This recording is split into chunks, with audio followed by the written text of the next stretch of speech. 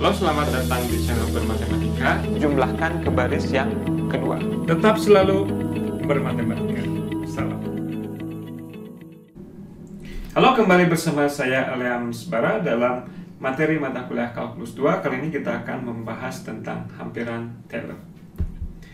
Nah, kalau kita punya sebuah fungsi yang sama dengan deret Taylornya di sekitar A, maka si fx itu bisa dituliskan sebagai deret pangkat an x min a pangkat n dengan an-nya diberikan oleh ini. Turunan ke n di titik A dibagi dengan n faktorial. Nah, ini kesamaan dua buah fungsi.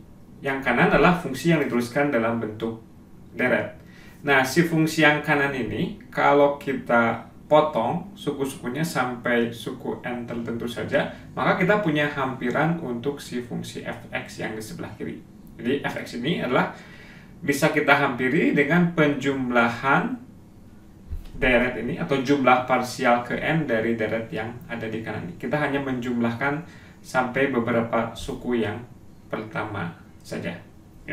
Oke, sebagai contoh, bagaimana kalau kita ambil n-nya sama dengan 1?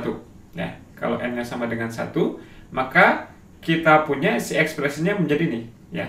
Menjadi fa ditambah f aksen a dikali x min a. Nah, kalau kita ingat-ingat lagi, ekspresi ini sudah pernah kita jumpai dulu di kalkulus 1. Ini biasanya dulu disebut sebagai linearitas dari fx di sekitar a. Dan ini kita sebut juga sebagai polinom Taylor berorde 1. Ya, nanti ada penjelasan lebih lanjut kenapa kita menggunakan kata orde alih-alih menggunakan kata derajat. Ya, jadi ini polinom Taylor berorde 1 di sekitar A.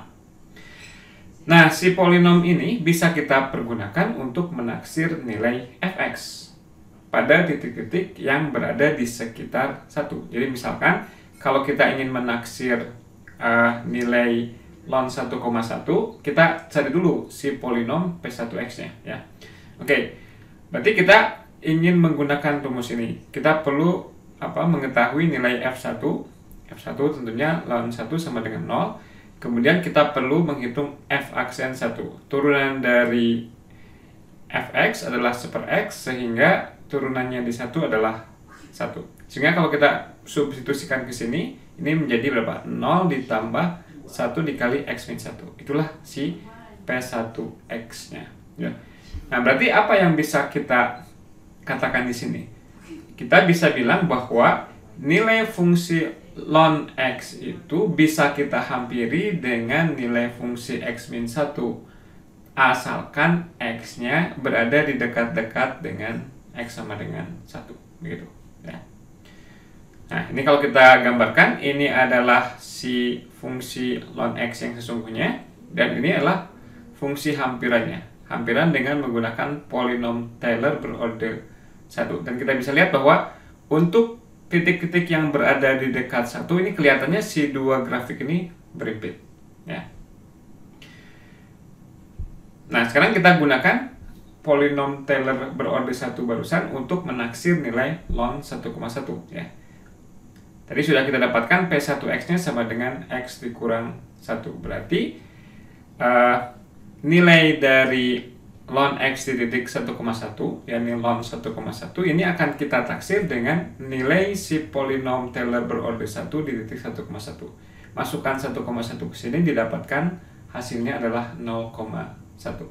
Jika kita bandingkan dengan nilai ln 1,1 yang digitnya lebih banyak, kita dapatkan nilainya adalah 0,09531. Dibandingkan dengan taksiran ini, ya lumayan lah ya, nggak terlalu berbeda jauh ya.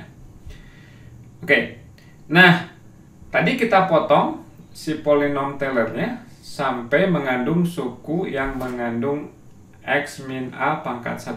Nah, kalau kita potong sampai suku yang mengandung x min a kuadrat, maka si polinom yang dihasilkan kita beri nama sebagai polinom Taylor berorde 2. Polinom Taylor berorde 2 di sekitar A. Nah, sekarang kalau kita bandingkan perbedaan antara polinom Taylor berorde 1 ini dengan polinom Taylor berorde 2, kita lihat bahwa jarak dari kurva yang hijau ke yang biru itu adalah apa? Selisih antara nilai P1X dengan ln X.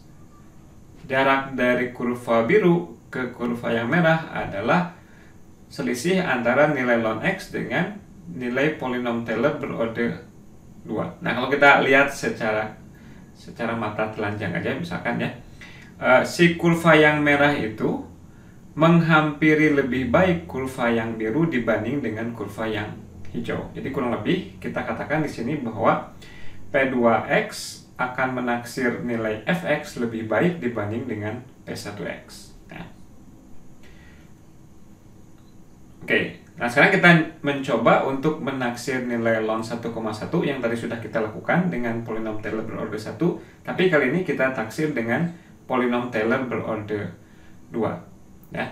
Nah, kalau Anda lakukan, mungkin Anda bisa pause dulu videonya dan coba untuk memverifikasi bahwa betul polinom Taylor berorder 2-nya adalah seperti ini. Ya. Sekarang kalau kita substitusikan di 1,1, kita dapatkan hasilnya adalah 0,095. Setidaknya ini tepat sampai 3 angka di belakang koma, ya, dengan nilai ln 1,1 yang sesungguhnya.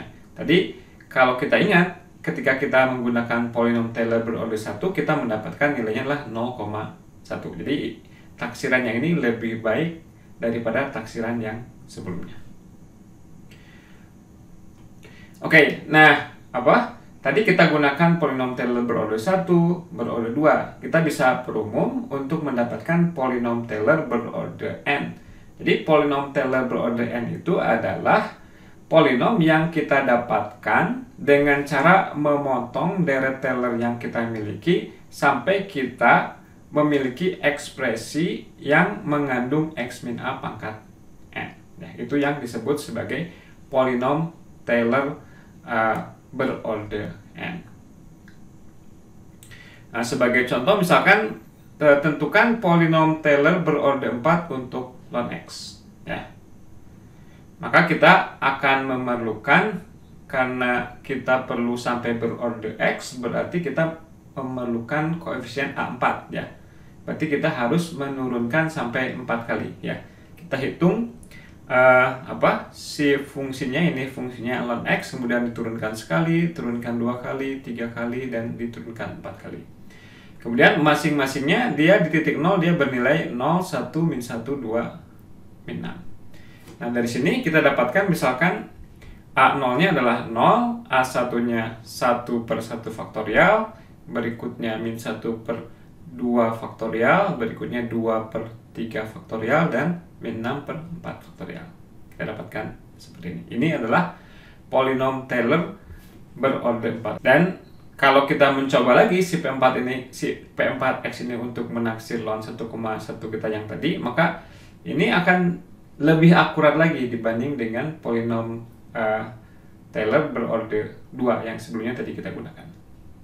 Oke, sebagai latihan, silakan Anda menentukan polinom Taylor dari fungsi yang terlihat di layar. Demikian dulu perjumpaan kita kali ini. Terima kasih atas perhatiannya. Tetap selalu bermatematika.